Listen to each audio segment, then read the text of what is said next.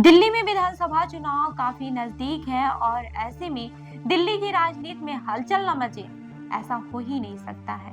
क्योंकि वहां की राजनीति में हलचल काफी ज्यादा मची हुई है और एक नई हलचल इस बात को लेकर है कि आम आदमी की पार्टी के नेता और दिल्ली के मौजूदा मुख्यमंत्री कालकाजी उम्मीदवार आतिशी ने एक बड़ा आरोप भाजपा के उम्मीदवार रमेश बिधूड़ी के भतीजे पर लगाया है। आपको रमेश बिधूड़ी तो याद ही होंगे, इन्होंने अतिशी पर विवादित बयान दिया था उनके सरनेम को लेकर। अब तो आपको याद ही आ गया होगा। आपको बता दूं कि मंगलवार को अतिशी ने चुनाव आयोग को पत्र लिखकर भाजपा के कार्यकर्ताओं को गुंडागर्दी और धमकियों का विरोध किया है। इसमें खास तौर पर रमेश बिधूड़ी के भतीजे ऋषभ बिधूड़ी का नाम सामने आया है। अतिशी का कहना है कि 20 जनवरी को कालकाजी में उनकी पार्टी के कार्यकर्ताओं को भाजपा के कार्यकर्ताओं ने न सिर्फ धमकाया बल्कि उन्हें शारीरिक नुकसान पहुंचाने की भी धमकी दी।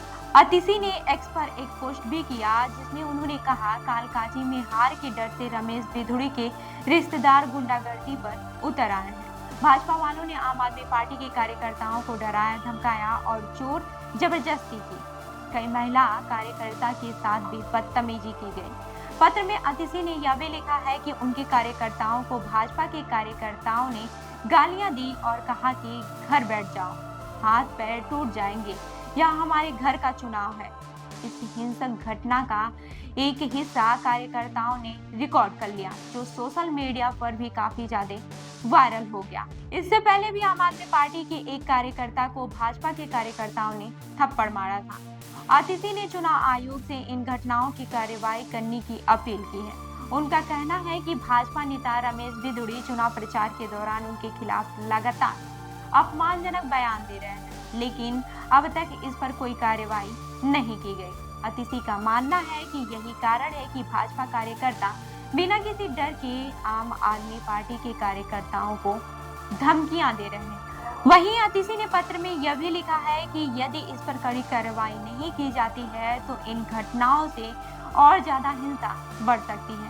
उन्होंने चुनाव आयोग से मांग की है कि कालकाजी क्षेत्र में पैरामिलिट्री फोर्स तैनात की जाए ताकि इन घटनाओं पर काबू पाया जा सके। वहीं अब सवाल यह उठता है कि दिल्ली में राजनीतिक माहौल किस दिशा में जा रहा है। जब एक चुनावी क्षेत्र में इस तरह की हिंसा और धमकियां होने लगती हैं तो इससे न सिर्फ उम्मीदवारों का मनोबल टूटता है बल्कि आम जनता पर भी इसका बुरा असर पड़ता है। इस पूरे मामले में कई लोग सोशल मीडिया पर अपनी प्रतिक्रियाएं दे रहे हैं। कुछ लोग आतिशी के साथ खड़े हैं तो कुछ भाजपा को इन आरोपों से बरी करने की कोशिश कर रहे हैं। इससे पहले भी दिल्ली चुनाव में इस तरह की घटनाएं हो चुकी हैं, लेकिन इस बार मामला काफी ज्यादा गहरा होता जा रहा है। चुनाव आयोग और पुलिस की भूमिका पर सवाल उठने लगे हैं कि क्या वाकई इस मामले में कोई कड़ी कार्रवाई होगी या फिर यह सब राजनीतिक खेल का हिस्सा बनकर रह जाएगा।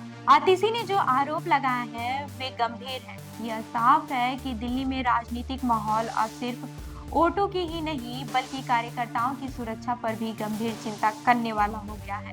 ऐसे में अब देखना होगा कि चुनाव आयोग इस मामले में किस तरह की कार्रवाई करता है और क्या आम आदमी पार्टी के कार्यकर्ताओं को सुरक्षा मिलती है या फिर नहीं। वहीं इस घटना के बाद से सोशल मीडिया पर कई तरह की प्रतिक्रियाएं भी आ रही हैं।